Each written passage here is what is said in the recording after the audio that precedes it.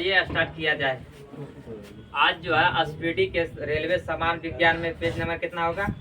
23 होगा। कितना होगा? 23। चलिए बताइए, जिसका पहला क्वेश्चन था क्या चीज? स्याही के धब्बों को मिटाने के लिए किसका प्रयोग किया जाता है? औद्योगिक अम्ल का। किसका? औद्योगिक अम्ल का। उसके बाद बताना है इसके बारे में कि 1 किलोवाट घंटा बराबर कितना जूल होता है?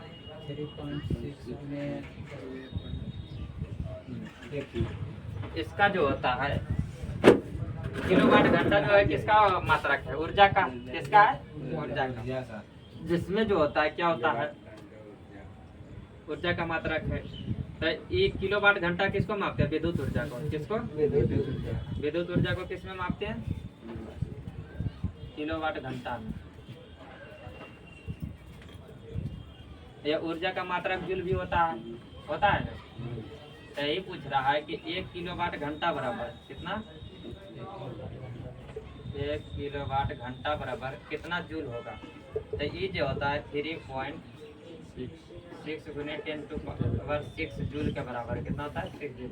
यही जो है पॉइंट हटा देंगे तो एक शून्य कम जाएगा तो हो जाएगा 36 गुने 10⁵ जूल। क्या हो जाएगा?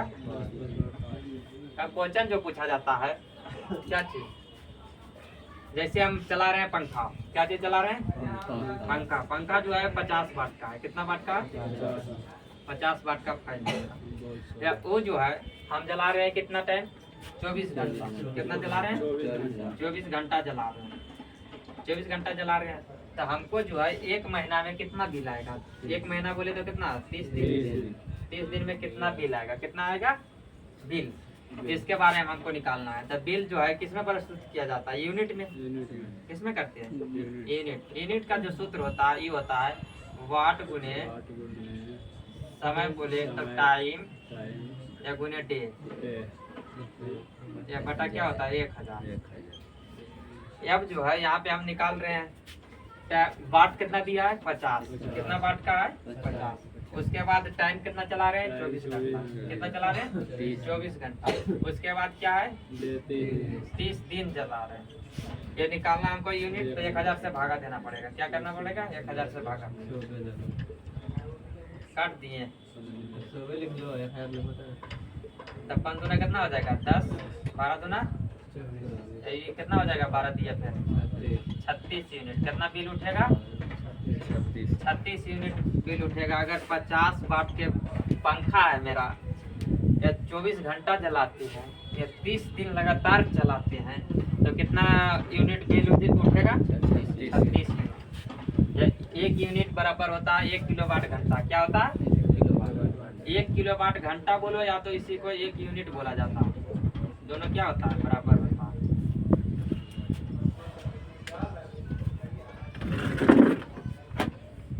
चलिए उसके बाद आगे वाला क्वेश्चन बताइए कि तापमान में वृद्धि के साथ जो है धात्विक चालक का प्रतिरोध क्या होता है? घट जाता है। क्या होता है? घट जाता है। उसमें बताना है अभी कि भारत में जो है एसी सप्लाई की मानक जो आवृत्ति होता है कितना होता है? 50 हर्ट्ज होता है। कितना होता है? 50 हर्ट्ज। या वोल्टेज कितना होता है घरों में बिजली का?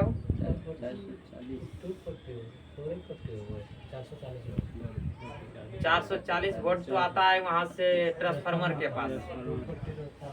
ये घरों में जो होता है कितना होता है? 240 होता है। कितना होता है? 240। उसके बाद बताना एक ट्रांसफार्मर का जो है मुख्यतः क्या कार्य है? वोल्टेज को बदलना। क्या करता है? वोल्टेज को बदलता है। उसके बाद है कि प्राकृतिक रबड़ किसका बहुलक है? आइसोप्रीन का। किसका है? आइसोप्रीन का। एक होता है कृत्रिम रबड़। कृत्रिम रबड़ जो है किसका है? नियोप्रीन का। किसका? नियोप्रीन का। उसके बाद जो है क्वेश्चन ही पूछा जाता है कि रबड़ को कठोर बनाने के लिए किसका प्रयोग किया जाता है? सल्फर का। किसका? सल्फर का। या सल्फर मिलाने की क्रिया को क्या बोला जाता है? बाल्कनीकरण बोला जाता है। क्या बोला जाता है? बाल्कनीकरण। उसके बाद बताइए अगला कि विद्युत ऊर्जा का इकाई क्या है? अभी बताएं विद्युत ऊर्जा का इकाई क्या है? किलोवाट घंटा। क्या है? किलोवाट है। उसके बाद बताना घंटा छूट गया था वहां पे ना, किलोवाट घंटा।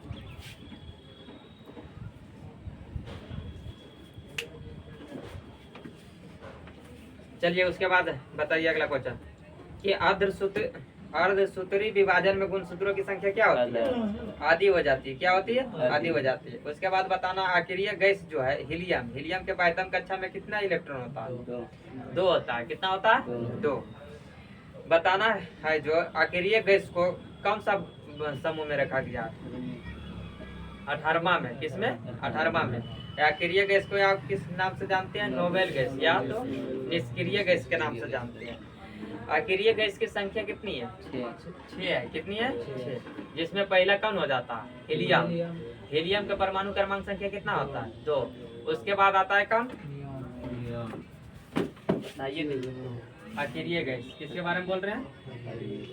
आखिरी गैस जिसकी संख्या कितना है? 18। जिसमें पहला आता है कौन? हीलियम, जिसके परमाणु क्रमांक संख्या 2 है। उसके बाद आता है कौन? नियॉन। नियॉन का कितना है? 10। तीसरा में आता है आर्गन, आर्गन का कितना है? 18। उसके बाद चौथा में कौन आता है? क्रिप्टॉन। क्रिप्टॉन का परमाणु क्रमांक कितना है? 36। पांचवा में आता है जेनॉन, जेनॉन का परमाणु क्रमांक संख्या कितना है? 54। उसके बाद आता है छठा में कौन? रेडॉन। रेडॉन का कितना है? 86। 86 क्या है? परमाणु क्रमांक संख्या। उसमें जो पूछा जाता है कि सबसे हल्की गैस कौन है? हीलियम। सबसे हल्की गैस कौन है? हीलियम। गुब्बारे में जो भरा जाता है क्या भरा जाता है? हीलियम। वायुयानों के टायरों में जो भरा जाता है कौन सा गैस? हीलियम। वायुयान रहेगा या गुब्बारा रहे तो क्या भरा जाता है उसमें? हीलियम। उसके बाद बताना है गोताखोर जो होता है जब समुद्र के अंदर जाता है तो उसमें जो होता है ऑक्सीजन के साथ हीलियम को मिलाकर जो ले जाता है क्या चीज के लिए? शोषण करने के लिए। उसके बाद बताना क्या चीज? नियोन। नियोन जो है नियोन गैस का प्रयोग कहाँ किया जाता है?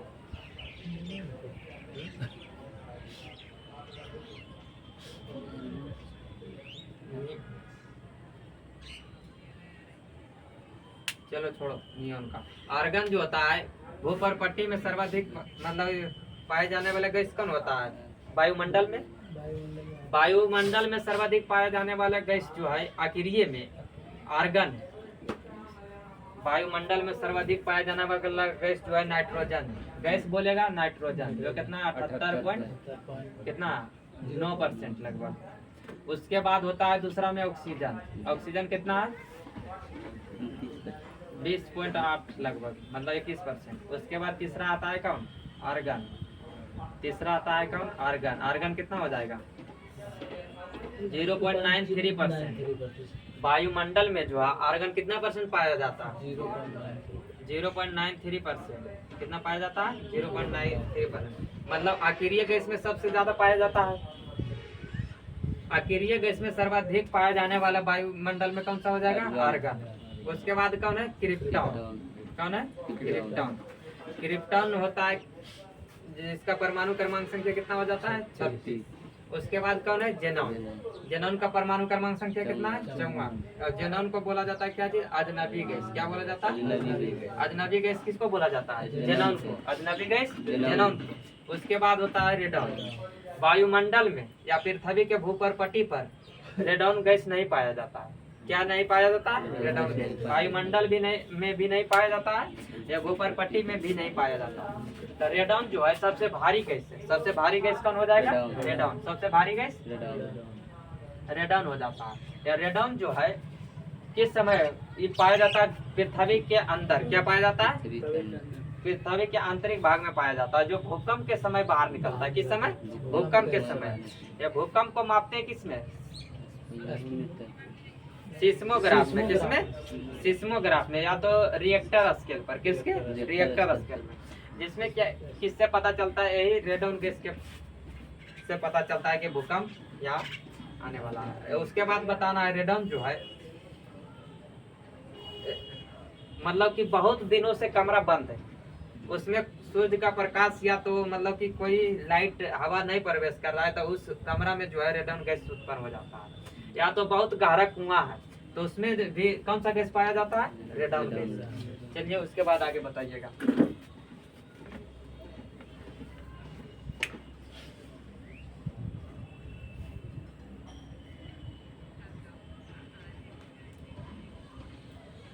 बताना है कि डीएनए अणु कहाँ मिलते हैं?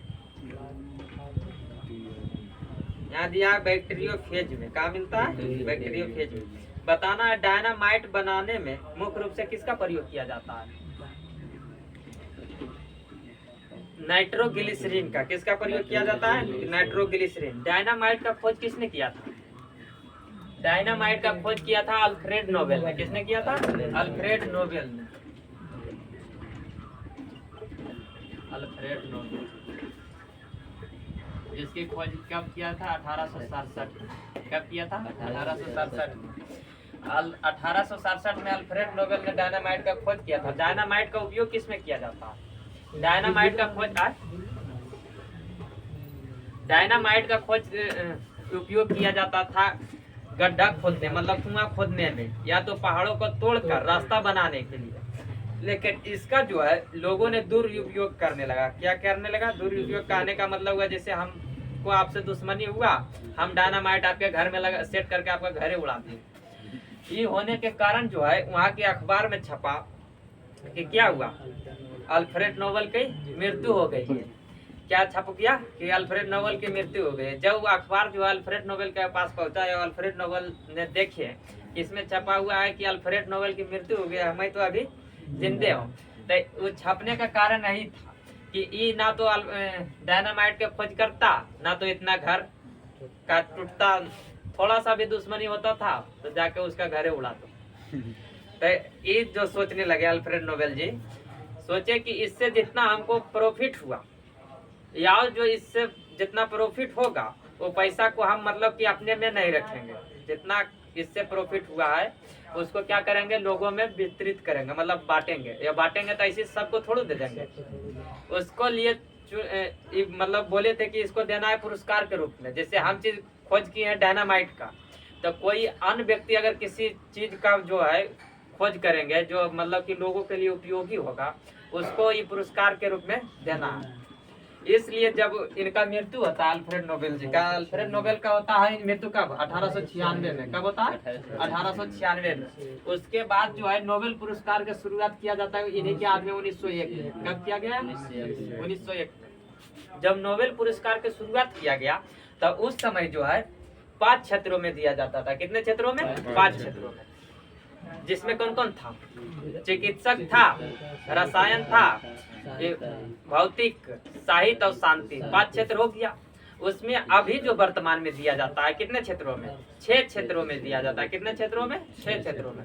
जिसमें छठा क्षेत्र जो जुड़ा है अर्थशास्त्र को जोड़ा गया। किसको? अर्थशास्त्र को। अर्थशास्त्र को जुटा कब? 1968 में। लेकिन प्रथम व्यक्ति को मिला था 1969 में।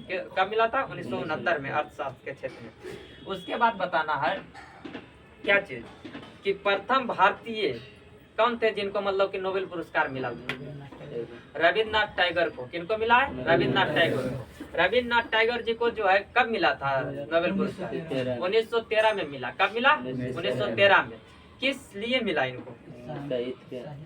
किस लिए बोलेगा तो हो जाएगा कौन सा? गीतांजलि पुस्तक के लिए। किसके लिए? गीतांजलि पुस्तक के लिए। लेकिन किस क्षेत्र में बोलेगा तो किस है? साहित्य के क्षेत्र में। किस क्षेत्र में? साहित्य के क्षेत्र में। और गीतांजलि पुस्तक का जो है रचना रविन्द्रनाथ टैगोर जी ने कब किए थे? 1910 में किए थे। कब किए थे? 1910 में। उसके बाद बताना है कि दूसरा व्यक्ति कौन हुए भारतीय जिनको मतलब नोबेल पुरस्कार मिला था? Doctor CV Raman. कौन हुए थे? Doctor CV Raman. और डॉक्टर सीवी रमन ने किसका खोज किए थे? रमन प्रभाव का। किसका? रमन प्रभाव बोले तो क्या होता है? प्रकीर्णन। किसका होता है? प्रकीर्णन। प्रकीर्णन का जो है सीवी रमन जी ने खोज कब किए थे? मतलब उसको 28 फरवरी 1928 में। कब खोज किए थे? 28 फरवरी 1928 को। इसलिए इनको नोबेल पुरस्कार दिया गया 1930 में। कब दिया गया? 1930 में। जो किस क्षेत्र में मिला था इनको? भौतिक के क्षेत्र में। किस क्षेत्र में? भौतिक के क्षेत्र में। उसके बाद बताना है क्या चीज? ये इनको भारत रत्न मिला था। किस लिए? इसी के खोज के लिए। किसका? रमन प्रभाव की खोज के लिए इनको भारत रत्न भी मिला है। कब मिला है? 1954 में। उसके बाद बताना हम बोल रहे थे यहाँ किसके बारे में? नोबेल पुरस्कार के बारे में। नोबेल पुरस्कार जो है तीसरा व्यक्ति कौन थे भारतीय जिनको मिला है? हरगोविंद खुराना। कौन थे? हरगोविंद खुराना। हरगोविंद खुराना ने किसका जो है जीन का मतलब कि संश्लेषण का खोज किए थे। कौन? हरगोविंद खुराना जी, जो उस क्षेत्र में जो है उसके लिए इनको नोबेल पुरस्कार कब दिया गया था? 1968 में। कब मिला था इनको? 1968 में। ये किस क्षेत्र में मिला था इनको? चिकित्सक के क्षेत्र में। किसमें? चिकित्सक के क्षेत्र में। उसके बाद बताना है चौथा व्यक्ति कौन हुए भारतीय जिनको मतलब नोबेल पुरस्कार मिला था? Mother Teresa. कौन हुई? मदर टेरेसा, जो प्रथम भारतीय महिला मतलब व्यक्ति हुई जिनको मतलब क्या मिला? नोबेल पुरस्कार। जो कब मिला था इनको? 1979 में। कब मिला था? 1979 में। किस क्षेत्र में मिला था? शांति के क्षेत्र में मिला था। किस क्षेत्र में? शांति के क्षेत्र में। उसके बाद पांचवा व्यक्ति कौन हुए? अमर्त्य सेन। कौन हुआ? अमर्त्य सेन। अमर्त्य सेन को कब मिला था? 1998 में मिला। कब मिला? 1998 में। जो किस क्षेत्र में मिला था? अर्थशास्त्र के क्षेत्र में। किसमें? अर्थशास्त्र के क्षेत्र में। उसके बाद अंतिम बच्चा छठा क्षेत्र में किनको मिला है? सी राधाकृष्णन जी को। किसको? सी राधाकृष्णन जी को कब मिला है? 2008 में। जो किस क्षेत्र में मिला? रसायन के क्षेत्र में। तब मतलब किस 6 क्षेत्रों में भारतीयों को मिल गया पुरस्कार, नोबेल पुरस्कार। चलिए उसके बाद अगला क्वेश्चन बताना है।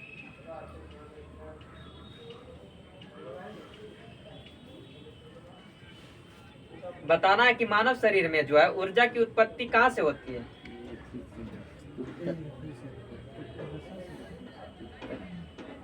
ऊर्जा की उत्पत्ति जो होती है ऊतकों में ऑक्सीजन पहुंचकर होता है, कि ऑक्सीजन से अभिक्रिया करने के बाद होता है। उसके बाद बताना है अगला चीज, ऊर्जा जो है सर्वाधिक किससे मिलता है?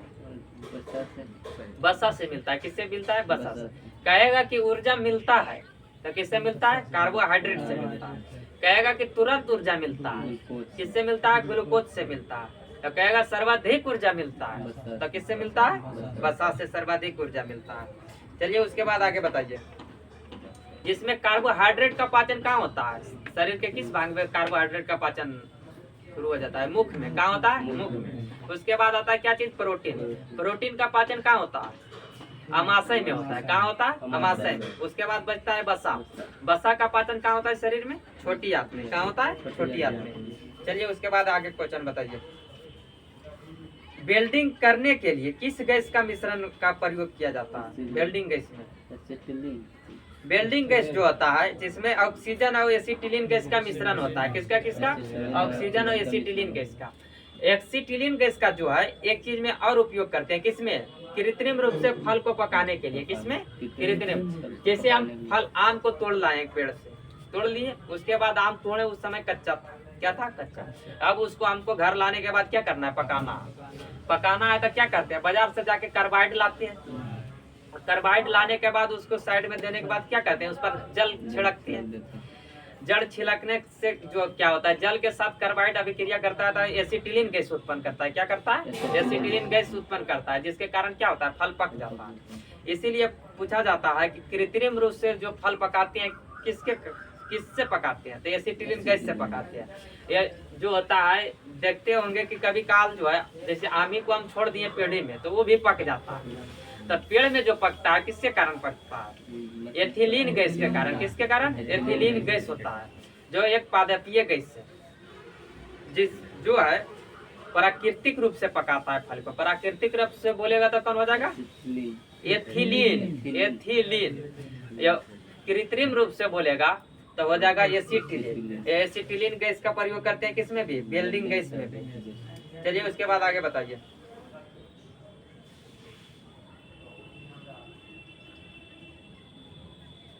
कृत्रिम सुगंधित पदार्थ बनाने में प्रयोग किया जाता है किसका? एथिल एसीटेट का। किसका? एथिल। बताना है कि सबसे हल्का गैस कौन सा है? यहाँ पे दिया है हीलियम। कौन दिया है? हीलियम। इस तो ये हो जाएगा अकेरिय गैस। हीलियम क्या है? अकेरिय गैस है। चलिए उसके बाद आगे बताइए। अगर किसी दर्पण की न्यूनतम लंबाई क्या होनी चाहिए? क्वेश्चन पहले समझ लेना। किसी दर्पण की न्यूनतम लंबाई क्या होना चाहिए जिसमें एक व्यक्ति जो है अपना पूरा प्रतिबिंब देख ले? जैसे हमको अपना पूरा बॉडी को देखना है प्रतिबिंब दर्पण के अंदर, तो वो दर्पण कितना होना चाहिए? कितना बड़ा होना चाहिए? तो वो जो होता है जिस वस्तु का प्रतिबिंब देखना उससे आधी होना चाहिए। क्या चीज? दर्पण। चलिए बताइए, ये दर्पण जो हम लोग यूज करते हैं वो किस दर्पण का यूज करते हैं? समतल दर्पण का। किसका? समतल दर्पण है। समतल दर्पण में बना प्रतिबिंब कैसा होता है?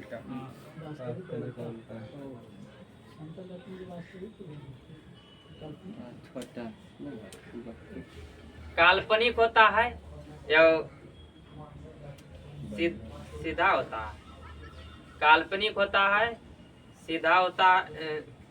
काल्पनिक सीधा वस्तु के बराबर होता है, लेकिन उल्टा होता है कैसा? पार्श्व उल्टा होता है। काल्पनिक होता है वस्तु के बराबर होता है, या कैसा होता है? पार्श्व उल्टा होता है। समतल दर्पण में बना प्रतिबिंब जो होता है काल्पनिक होता है, बराबर होता है, या पार्श्व उल्टा होता है। पार्श्व उल्टा कहने का मतलब हुआ क्या चीज? अगर हम लेफ्ट हैंड को उठाते हैं शीशा में तो राइट हैंड नजर आता है, अगर राइट हैंड उठाते हैं तो लेफ्ट हैंड नजर आता है। इसका मतलब हुआ पार्श्व उल्टा। एक होता है उल्टा। उल्टा कहने का मतलब हुआ अगर हम सीधा खड़ा है तो उसमें अगर दिखाता कि मुंड सर जो है मेरा नीचे चल जाता, पैर ऊपर चलाता है, उसको बोला जाता है उल्टा। या पार्श्व उल्टा कहने का मतलब क्या चीज होगा कि लेफ्ट को राइट दिखावे, राइट को लेफ्ट दिखावे, ये होता है पार्श्व उल्टा।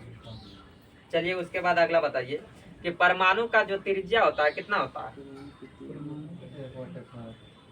परमाणु का त्रिज्या जो होता है 10 के पावर -10 मीटर होता है। कितना होता है? 10 के पावर -10 मीटर, जिसको क्या बोला जाता है? एंगस्ट्रम बोला जाता है। क्या बोला जाता है? एक एंगस्ट्रम। एक होता है नाभिक की त्रिज्या। नाभिक का त्रिज्या कितना होता है? नाभिक का त्रिज्या होता है 10 के पावर -15 मीटर। कितना होता है? 10 के पावर -15 मीटर, जिससे फर्मी मीटर बोला जाता है। क्या बोला जाता है? फर्मी या फेम्टोमीटर। उसके बाद अगला आइए, पृथ्वी की आयु ज्ञात की जाती है किससे? यूरेनियम काल का निर्धारण पद्धति से। किससे? यूरेनियम काल निर्धारण पद्धति से किसका आयु पता लगाया जाता है? पृथ्वी की। ये पेड़ पौधे का जो होता है या चट्टानों का होता है कार्बन डेटिंग पद्धति से। चलिए उसके बाद अगला बताइए, पदार्थों एवं खनिजों में सर्वाधिक मात्रा में पाया जाने वाला तत्व कौन होता है?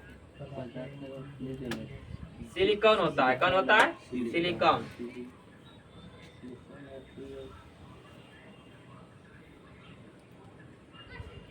बताइए कि किससे होकर गुजरते हुए प्रकाश की गति जो होता है न्यूनतम होता है?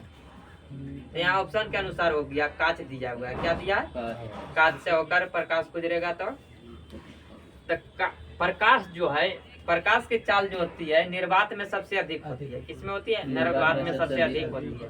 तो अगर यहाँ पे दिया है कि किससे होकर जो है प्रकाश गुजरने पर उसके गति क्या होता है? न्यूनतम होता है। तो यहाँ कांच दिया है। कांच दिया है। तो अगर यहाँ पे कांच के अलावा और कुछ होता, लोहा या तो लकड़ी, ये सब रहेगा तो उस हिसाब से मराएगा। जितना कठोर माध्यम रहेगा उतना प्रकाश कम, उसका वेग कम होगा। तो प्रकाश का वेग जो होता है सर्वाधिक होता है किसमें? न्यूनतम निर्वात में होता है। किसमें होता है? निर्वात में। निर्वात में प्रकाश की चाल कितना होता है? निर्वात में जो प्रकाश की चाल होता है कितना होता है? 3 × 10⁸ मीटर पर सेकेंड होता है निर्वात। ये प्रकाश जो है कैसी तरंग है? अनुप्रस्थ तरंग है। कैसी तरंग है?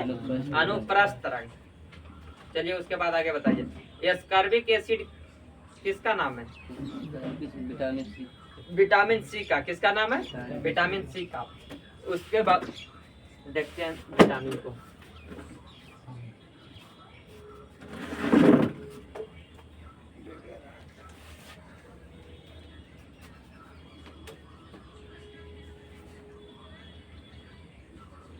चलिए सबसे पहले बताना है कि विटामिन का जो है खोज किसने किया था? विटामिन का खोज किया किसने? हक ने। नामकरण किया मैकुलन।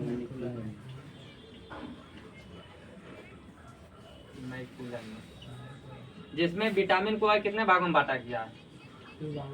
2 भागों में। इंक नहीं लाया हो? कितने भागों में बांटा गया? 2 भागों में। एक होता है क्या चीज? जल में घुलनशील। क्या? जल में घुलनशील। या दूसरा होता है वसा में घुलनशील।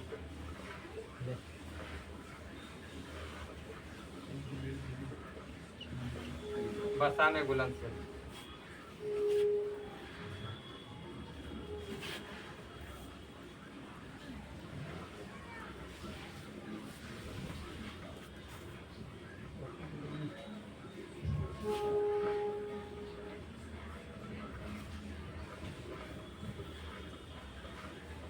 जल में घुलनशील, बसा में घुलनशील। जल में घुलनशील विटामिन कौन कौन हो जाता है? जल में घुलनशील A D E vitamin D and D and C. C है। विटामिन कौन कौन? D and vitamin C. किसमें घुलनशील है? जल में। उसके बाद बसा में घुलनशील विटामिन कौन हो जाएगा? विटामिन ई, ए, डी, ई, के। ये 4 विटामिन है जो बसा में घुलनशील। उसके बाद देखते हैं, पहला किसको देख लेते हैं? किसी को। अरे किसी को देखना है, ये ना 7 बी में होता है बी कम्प्लेक्स। बी में कई प्रकार का विटामिन पाया जाता है। किसमें? बी को बोला जाता है विटामिन बी कम्प्लेक्स। क्या बोला जाता है? Vitamin B complex. जिसमें होता है पहला विटामिन B1। क्या होता है?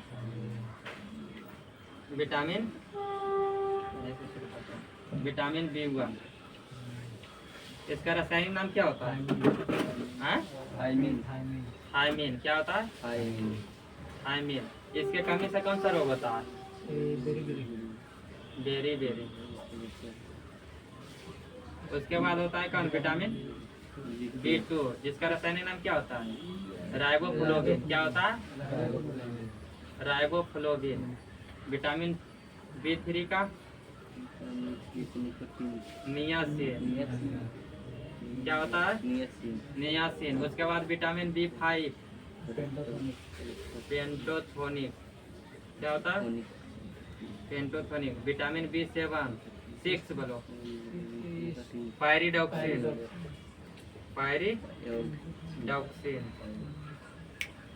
उसके बाद विटामिन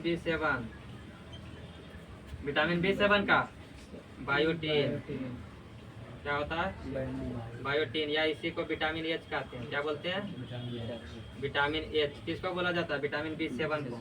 उसके बाद बताइए विटामिन B9 फॉलिक अम्ल। उसके बाद होता है विटामिन B12, जिसका होता है क्या? साइनोकोबालामिन।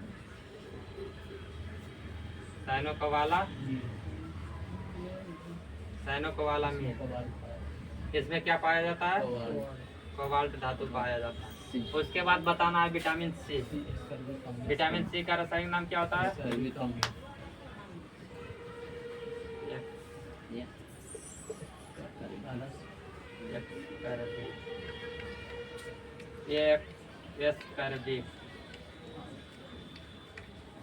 एस्कर्बिकम, जिसका जो होता है, इसकी कमी से कौन सा रोग होता है? एस्कर्बिक रोग होता है। या तो इसी से होता है क्या चीज? मसूड़ों में खून आता है। क्या होता है? मसूड़ों में क्या होता है? खून आता है। या तो इसी को बोला जाता है क्या चीज? घाव भरने वाला विटामिन। इसका सबसे अच्छा स्रोत क्या होता है? आंवला। क्या होता है? आंवला। चलिए उसके बाद बताइए किसके बारे में? Vitamin A. विटामिन ए का रासायनिक नाम क्या होता है? रेटिनॉल। रेटिनॉल की कमी से कौन सा रोग होता है? रतौंधी।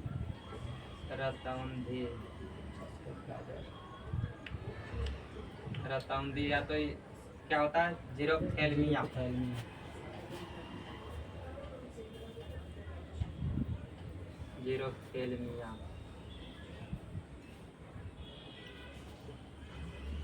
ये इसका सबसे अच्छा स्रोत क्या होता है? गाजर होता है। क्या होता है? गाजर। उसके बाद बताना है किसके बारे में? Vitamin D. क्या होता है? किलोफिनॉल।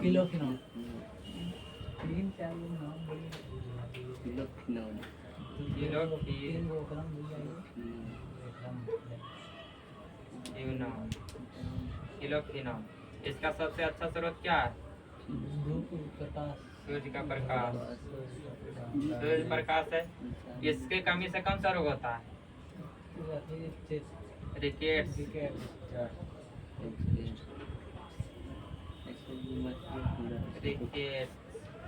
रिकेट्स या तो होता है ऑस्टियोमलेशिया। रिकेट्स या तो ऑस्टियोमलेशिया।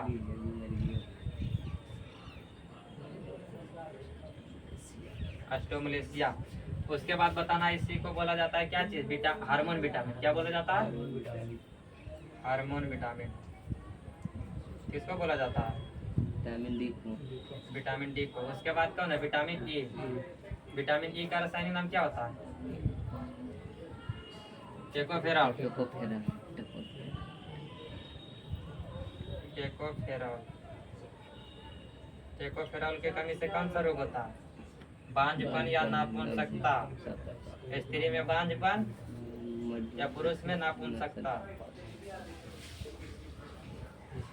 इसी को बोला जाता है क्या चीज?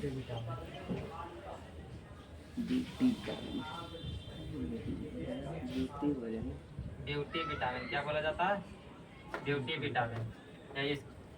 उसके बाद कौन बच गया? विटामिन के।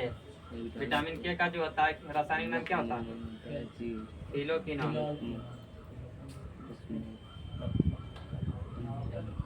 फिलोक्विनोन। जब फिलोक्विनोन के कमी से क्या होता है? रक्त का थक्का नहीं जमता। हो गया। चलिए देख लीजिए यहाँ पे विटामिन को खोजने वाला व्यक्ति कौन थे? हांक थे। कौन थे? हांक। रेटिंग समझ में नहीं आता है वो। विटामिन का खोज किसने किया? या इसका नामकरण किया मैकुलम। कौन किया? मैकुलम। जिसमें विटामिन को बांटा गया कितने भागों में? 2 भागों में। कितने भागों में? 2 भागों में। जिसमें पहला होता है क्या चीज? जल में घुलनशील विटामिन। या दूसरा होता है वसा में घुलनशील विटामिन। क्या होता है? वसा में घुलनशील विटामिन। जिसमें होता है जल में घुलनशील विटामिन कौन कौन होता है? विटामिन बी और विटामिन सी जो है क्या है? जल में घुलनशील विटामिन है। उसके बाद जो है वसा में घुलनशील विटामिन कौन कौन हो जाएगा? Vitamin A, vitamin D, vitamin E और विटामिन के। उसके बाद जानते हैं इसके बारे में जल में घुलनशील विटामिन बी जो है, बी में कई प्रकार के विटामिन पाया जाता है, इसलिए इसको बोला जाता है क्या जी? Vitamin B complex. क्या बोला जाता है? Vitamin B complex. जिसमें विटामिन बी में आता है पहला विटामिन B1। क्या आता है? Vitamin B1। विटामिन B1 का जो रासायनिक नाम होता है क्या होता है? थायमीन होता है। क्या होता है? थायमीन। थायमीन के कमी से कौन सा रोग होता है? बेरी बेरी होता है। क्या होता है? Beriberi. उसके बाद जो है दूसरा आता है विटामिन B2। कौन होता है? Vitamin B2। विटामिन B2 का रासायनिक नाम क्या होता है? राइबोफ्लोविन। क्या होता है? राइबोफ्लोविन। ये विटामिन B3। विटामिन B3 का रासायनिक नाम नियासिन। क्या होता है? नियासिन। उसके बाद होता है कौन? Vitamin B5। विटामिन B5 का जो रासायनिक नाम होता है क्या होता है? पेंटोथोनिक। क्या होता है? पेंटोथोनिक। उसके बाद बताना है विटामिन किसके? 6। Vitamin B6। विटामिन B6 का जो होता है रासायनिक नाम क्या होता है? पायरिडॉक्सिन। क्या होता है? पायरिडॉक्सिन। उसके बाद होता है कौन? Vitamin B7। विटामिन B7 का रासायनिक नाम क्या होता है? बायोटीन। क्या होता है? बायोटीन। उसके बाद कौन है? Vitamin B9। कौन है? Vitamin B9। विटामिन B9 को बोलते हैं क्या चीज? Folic acid. उसके बाद आता है कौन? Vitamin B12। कौन होता है? विटामिन B12 को रासायनिक नाम क्या है? साइनोकोबालामिन। क्या होता है? साइनोकोबालामिन। जिसमें क्या पाया जाता है? कोबाल्ट। क्वेश्चन पूछेगा कि कोबाल्ट किस में पाया जाता है?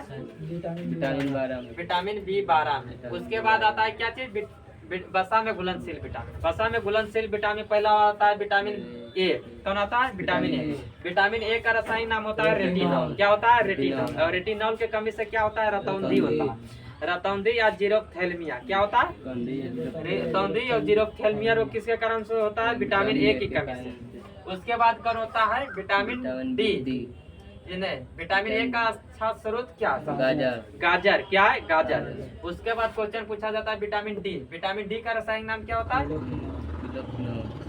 किलोफिनॉल। क्या होता है? किलोफिनॉल। उसके बाद जो है किलोफिनॉल जो है के कमी से कौन सा रोग होता है? बच्चे में होता है रिकेट्स या बूढ़े में होता है ऑस्टियोमलेशिया। क्या होता है? ऑस्टियोमलेशिया। ये दोनों रोग जो संबंधित है किससे? हड्डी से संबंधित है। किससे? हड्डी से संबंधित। या जो है किलोफिनॉल जो है जो किससे प्राप्त किया जाता है? सूर्य के प्रकाश से। किससे? सूर्य के प्रकाश से। इसको क्या बोला जाता है? Hormone vitamin. क्या बोला जाता है? Hormone vitamin. उसके बाद जो है क्या? Vitamin E. विटामिन ई का रासायनिक नाम क्या होता है? टेकोफेरॉल। क्या है? टेकोफेरॉल। और टेकोफेरॉल जो है इसके कमी से कौन सा रोग होता है? बांझपन या नापुंसकता जो होता है विटामिन ई की कमी से होता है। किसके कारण? विटामिन ई की कमी से। ये विटामिन ई को और किस नाम से जानते हैं? ब्यूटी विटामिन के नाम से जानते हैं। किस कौन सा नाम, ब्यूटी विटामिन। उसके बाद कौन बच गया, विटामिन के। विटामिन के का जो रासायनिक नाम क्या होता है, फिलोक्विनोन। क्या होता है, फिलोक्विनोन। विटामिन के की कमी से कौन सा रोग होता है, रक्त का थक्का नहीं जमता है, रक्त का थक्का नहीं जमता। ये था क्या चीज, विटामिन। विटामिन जो हमारे शरीर में क्या करता है, मतलब रोग प्रतिरोधक क्षमता बनाता है। सब विटामिन से कुछ न कुछ अगर कमी होता है तो रोगी होता है। तो क्या करता है, विटामिन क्या करता है, रोगों से लड़ने का कार्य करता है हमारे शरीर में। चलिए उसके बाद नेक्स्ट क्वेश्चन बताइएगा।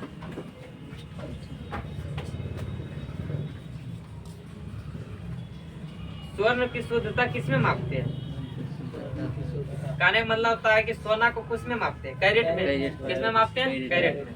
जिसमें शुद्ध सोना कितना कैरेट का होता है, 24 कैरेट का होता है। उसके बाद बताइए विद्युत मोटर का जो होता है आविष्कारक कौन थे,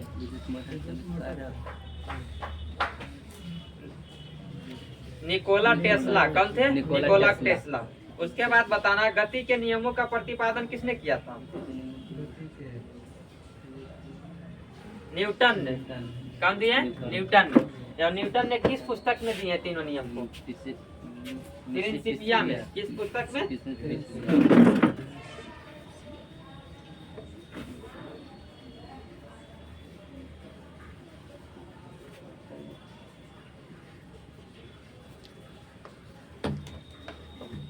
गति का नियम किसने दिया,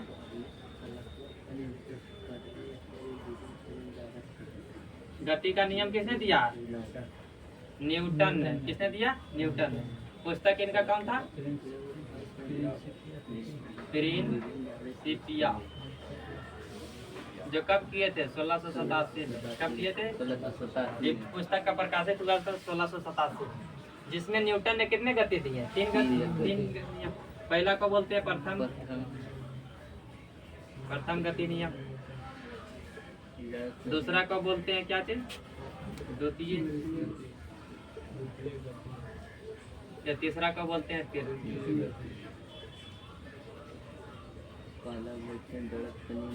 पहला को बोलते हैं जड़त्व या गैलीलियो का नियम।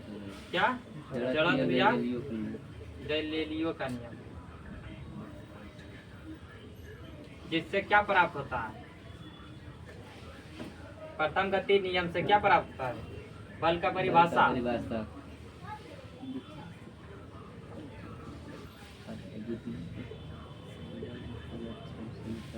दूसरा से क्या होता है, बल का सूत्र। क्या होता है,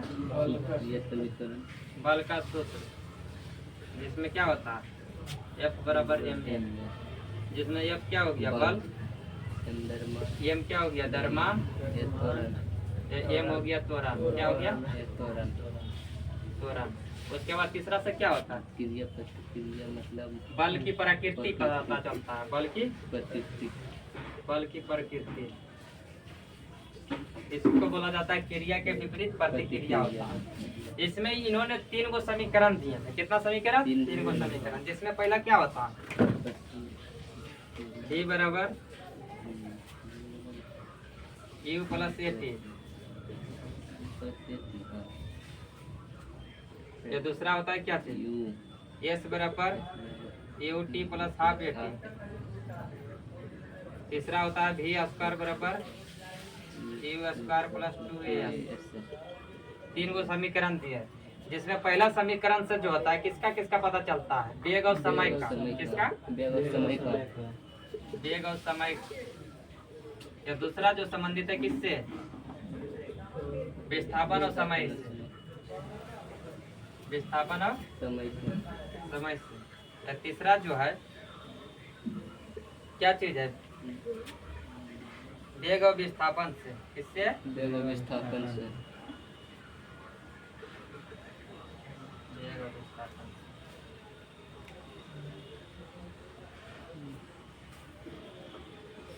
हो गया, इसको हटा देते हैं।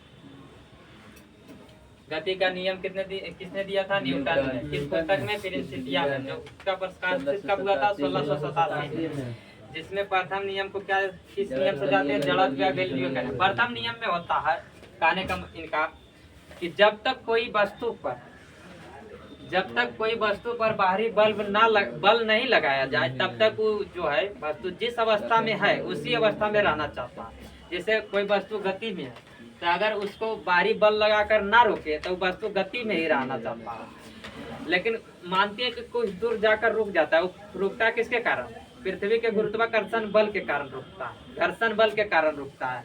लेकिन जब तक अगर जैसे कोई वस्तु स्थिर है उसको जब तक हम बाहरी बल नहीं लगाएंगे तब तक वो गति में नहीं आएगा। ये किससे पता चलता है? न्यूटन के प्रथम गति के नियम से। किससे? न्यूटन के प्रथम गति के नियम से। या दूसरा में क्या पता चलता है? बल का सूत्र। बल बराबर क्या होता है? द्रव्यमान गुणे त्वरण। या तीसरा में होता है क्रिया बदले क्रिया होता है। क्या होता है? क्रिया बदले प्रतिक्रिया होता है। जैसे होता है जब बंदूक से गोली छोड़ते हैं तो छोड़ने के वक्त क्या होता है? बंदूक पीछे की तरफ हटता है, झटका देता है या हटता भी है। जैसे हम नाव पर चढ़े हुए हैं, नाव से हम किनारे की तरफ छलांग लगाते हैं तो क्या होता है? नाव पीछे की ओर, मतलब कि जितना हम आगे भागते हैं उतना नाव पीछे भागना चाहता है। वो किसके कारण होता है? न्यूटन के तीसरा नियम के कारण। ये था क्या चीज? न्यूटन ने गति नियम दिए थे। उसके बाद जो होता है इसका न्यूटन का गति का सूत्र दिया था किसने? गति का सूत्र दिया था गैलीलियो। नहीं मालूम? हाँ, शुद्ध का असल बड़ी बात है। चलिए बताइए आगे क्वेश्चन।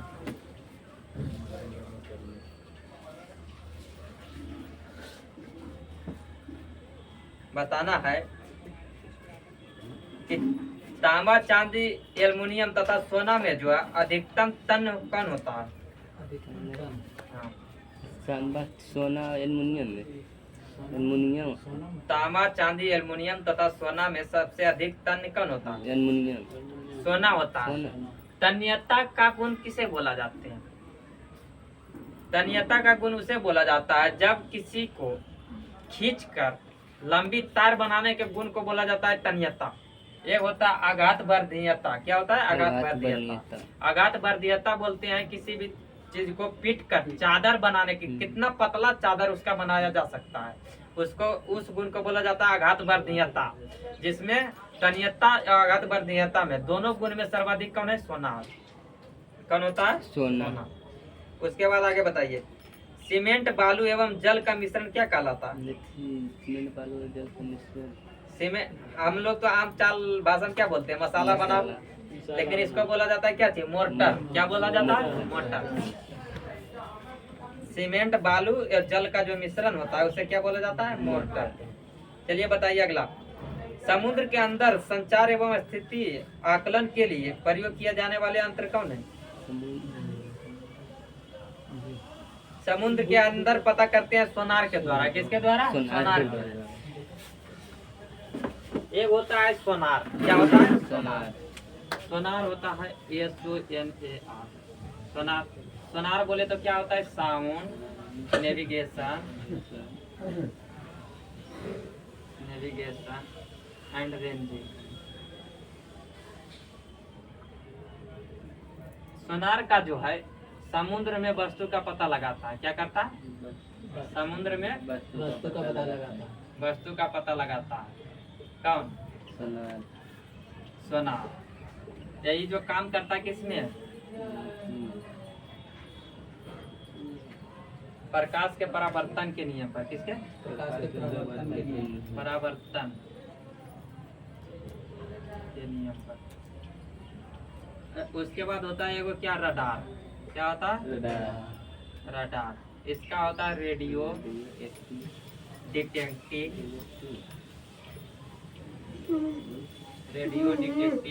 And ranging.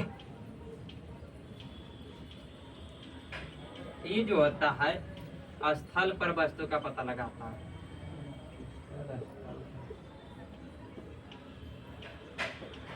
स्थल पर वस्तु का पता लगाता है। या रडारे के कारण जो वायुयानों जो उड़ता है, जहाजों, उसका जो मार्गदर्शन होता है किसके कारण? रडारों के कारण होता है। रडारे के अनुसार ही चलता है वायुयान।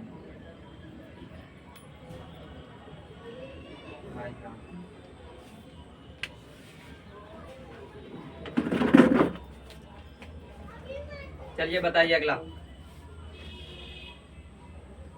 किसी संचायक सेल में किसका संचित रूप होता है? मतलब किसी संचायक सेल में, सेल किसको बोलते हैं? बैटरी को। जिसमें क्या चीज संचित रहता है? रासायनिक ऊर्जा। क्या रहता है? रासायनिक ऊर्जा। ये बैटरी क्या करता है? रासायनिक ऊर्जा को विद्युत ऊर्जा में बदलता है। कौन? रासायनिक सेल। उसके बाद जो होता है आंतरिक ऊर्जा को विद्युत ऊर्जा में कौन बदलता है? डायनमो। कौन बदलता है? डायनमो। विद्युत ऊर्जा को आंतरिक ऊर्जा में कौन बदलता है? विद्युत मोटर। कौन होता है? विद्युत मोटर। उसके बाद पूछेगा कि वो भी होता है विद्युत ऊर्जा को आंतरिक ऊर्जा में। बल्ब जो है किस ऊर्जा को किस ऊर्जा में बदलता है? विद्युत ऊर्जा से ऊष्मीय होता है। विद्युत ऊर्जा से प्रकाश एवं उष्मा ऊर्जा में। विद्युत ऊर्जा से प्रकाश एवं उष्मा ऊर्जा। इसके बाद होता है एगो माइक्रोफोन। क्या होता है? माइक्रोफोन। माइक्रोफोन जो है ध्वनि ऊर्जा को विद्युत ऊर्जा में बदलता है। किस ऊर्जा में? ध्वनि ऊर्जा को विद्युत ऊर्जा में। एक होता है लाउड स्पीकर। लाउड स्पीकर जो होता है विद्युत ऊर्जा को ध्वनि ऊर्जा में बदलता है। कौन? Loud speaker. चलिए उसके बाद आगे बढ़िए। घरों में जो है तार जो होता है वो किस कर में जोड़ा जाता है? समांतर कर में। समांतर कर में जोड़ा जाता है। किस कर में? समांतर कर में। चलिए आगे बढ़िए। उसके बाद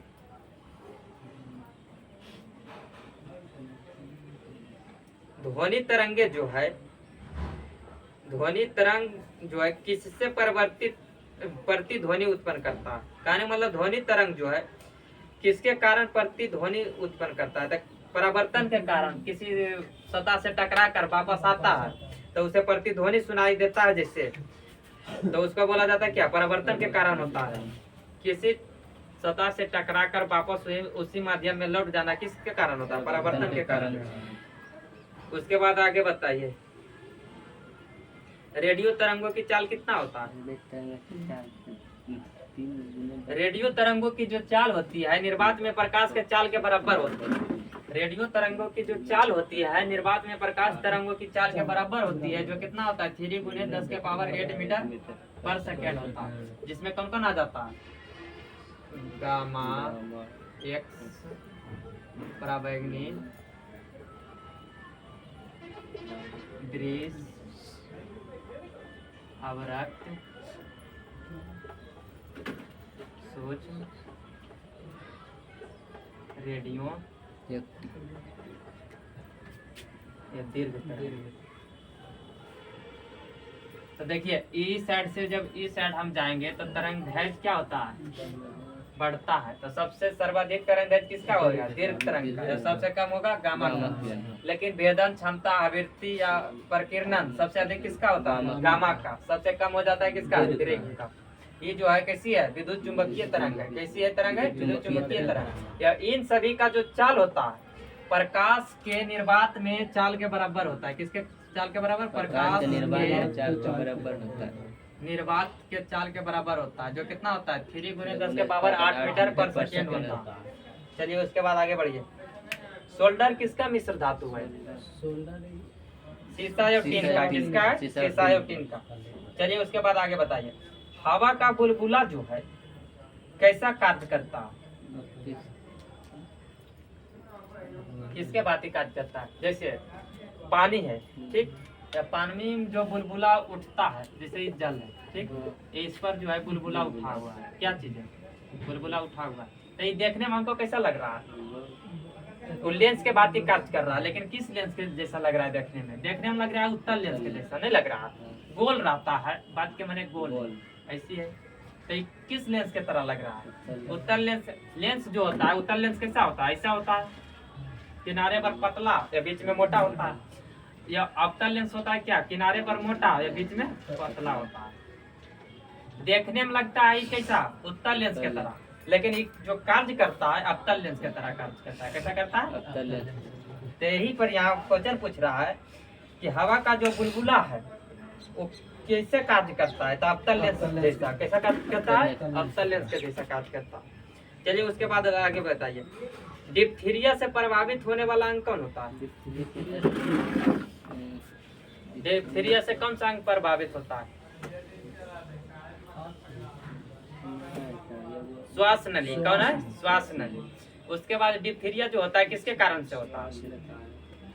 डिप्थीरिया होता है बैक्टीरिया के कारण। किसके कारण? बैक्टीरिया के कारण। बैक्टीरिया बोले तो क्या होता है? जीवाणु। जीवाणु से होने वाला रोग कौन कौन हो जाएगा? डिप्थीरिया हो जाएगा, प्लेग हो जाएगा, सिफिलिस हो जाएगा, टीबी, टिटनस, निमोनिया, हैजा। ये सब किसी से होता है? बैक्टीरिया से होने वाला रोग है। चलिए उसके बाद आगे बताइए, टाइम ज्यादा होता है आज। मार्स गैस जो है किस कौन कहलाता है? मार्स गैस किसे कहते हैं? मीथेन को। बायोगैस किसे कहते हैं? मीथेन को। सीएनजी का मुख्य घटक जो है कौन है? मीथेन है। धान के खेत में कौन सा गैस पाया जाता है? मीथेन। मतलब दलदली क्षेत्र में कौन सा गैस पाया जाता है? मीथेन। उसके बाद बताना है जानवर जो पगुली करता है तो उस समय भी उसके मुंह से कौन सा गैस निकलता है? मीथेन। चलिए उसके बाद आगे बताइए, अम्लीय वर्षा का प्रमुख घटक कौन सा है? SO2 या NO2? SO2 या NO2? SO2 बोले तो सल्फर डाइऑक्साइड, NO2 बोले तो नाइट्रोजन डाइऑक्साइड। चलिए उसके बाद आगे बताइए, विद्युत सेल जो है स्रोत किसका है? विद्युत सेल स्रोत किसका है? स्रोत है विद्युत ऊर्जा का। किसका है? विद्युत ऊर्जा का। लेकिन पूछेगा कि उसमें उपयोग किसका किया जाए? विद्युत सेल में तो विद्युत ऊर्जा का होगा। वर्षा उपहार जो है, वर्षा उपहार किस फसल की प्रजाति का नाम है? वर्षा उपहार फसल के नाम है।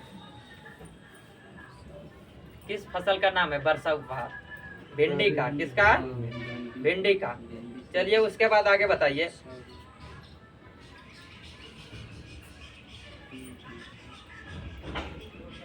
कैलोरी किसका एसआई मात्रक है? कैलोरी। कैलोरी में किसको मापते हैं? उष्मा या ऊर्जा को?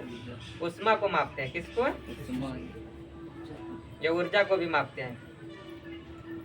चलिए उसके बाद आगे बताइए कि आंशिक रूप से पानी में, आंशिक रूप से पूरा नहीं डूबा हुआ, डूबी हुई सीधी छड़ का झुकी हुई मालूम पड़ने का कारण क्या था?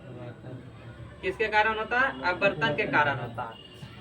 एक क्वेश्चन पूछा जाता है कि सूर्य के उगने के बाद, मतलब उगते समय या सूर्य को डूबते समय जो लाल दिखाई देता है किसके कारण?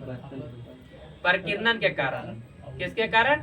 परिकिरणन के कारण। लेकिन पूछेगा कि उगने से पहले या डूबने के बाद तक जो लाल दिखाई देता है वो किसके कारण?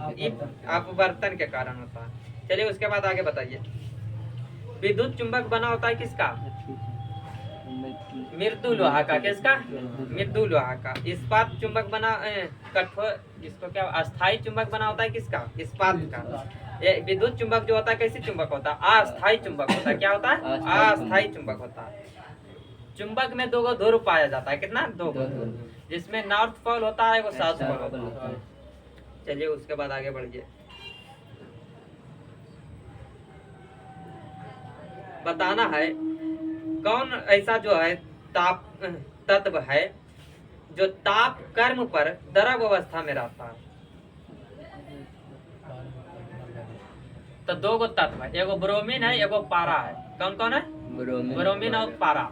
ब्रोमीन जो है अधातु है। तो क्वेश्चन पूछा जाता है, क्वेश्चन पूछा जाता है कि कौन ऐसा जो है तत्व, मतलब कौन ऐसा धातु है जो कमरे के ताप पर जो है द्रव अवस्था में पाया जाता है? अधातु बोलेगा तो ब्रोमीन होता है, या धातु बोलेगा तो होता है पारा। क्वेश्चन पूछेगा कि कौन ऐसा धातु जो है कमरे के ताप पर क्या होता है? द्रव अवस्था में रहता है, तो पारा होता है। अधातु बोलेगा तो ब्रोमीन, या धातु बोलेगा तो पारा। चलिए उसके बाद आगे बताइए, पृथ्वी की वायुमंडल में सर्वाधिक पाए जाने वाली गैस कौन सा हो जाता है? नाइट्रोजन होता है। सर्वाधिक होता है नाइट्रोजन। कौन होता है? नाइट्रोजन, जो लगभग कितना होता है? 78%। दूसरा होता है ऑक्सीजन, जो कितना होता है? लगभग 21%। तीसरा होता है आर्गन। आर्गन कितना होता है? 0.93%। चौथा होता है कार्बन डाइऑक्साइड। कार्बन डाइऑक्साइड कितना होता है? 0.03%। उसके बाद होता है नियॉन। नियॉन होता है कितना? 0.02%। एगो 0.018 एगो वायुमंडल में, वायुमंडलीय में 18 वो होता है पृथ्वी के भूपर पट्टी में। ये हम बता रहे हैं किसके बारे में? वायुमंडल के बारे में। वायुमंडल में जो होता है सर्वाधिक गैस कौन सा होता है? नाइट्रोजन होता है। दूसरा कौन है? ऑक्सीजन। तीसरा कौन हो जाएगा? आर्गन। आर्गन। या चौथा होता है? Carbon carbon dioxide. डाइऑक्साइड। ये उसके बाद कौन हो गया? नियॉन। नियॉन। उसके बाद बताना अगला क्वेश्चन कि कास्टिक सोडा का रासायनिक नाम क्या होता है? सोडियम हाइड्रोक्साइड होता है। क्या होता है? Sodium hydroxide. इसका सूत्र क्या होता है? NaOH। क्या होता है? NaOH। RH फैक्टर जो है समानता किससे संबंधित है? रक्त से संबंधित है। किससे? रक्त से। इसका खोज किसने किया था? कार्ल एंडस्टीनर एवं बीनर ने। किसने? कार्ल एंडस्टीनर एवं बीनर ने। जिसकी खोज जो है कब हुआ था? 1940 में। कब हुआ था? 1940 में। बताना है लोलक की लंबाई जो है 1/4 हो जाती है तो इसका आवर्त काल कितना होगा? आधा होगा। आवर्त काल जो होता है T बराबर क्या होता है? T बराबर होता है 2 पाई रूट अंडर क्या होता है? L बटा G होता है।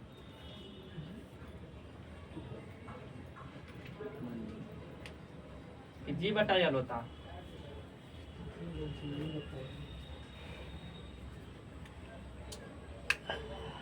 आवर्त काल जो होता है क्या होता है? आवर्त काल L बटा G होता है। क्या होता है? G बटा L। हम यहाँ कंफ्यूजन हो गई। यहाँ से कल बता देंगे। चलो बंद किया जाए इसको। लास्ट था।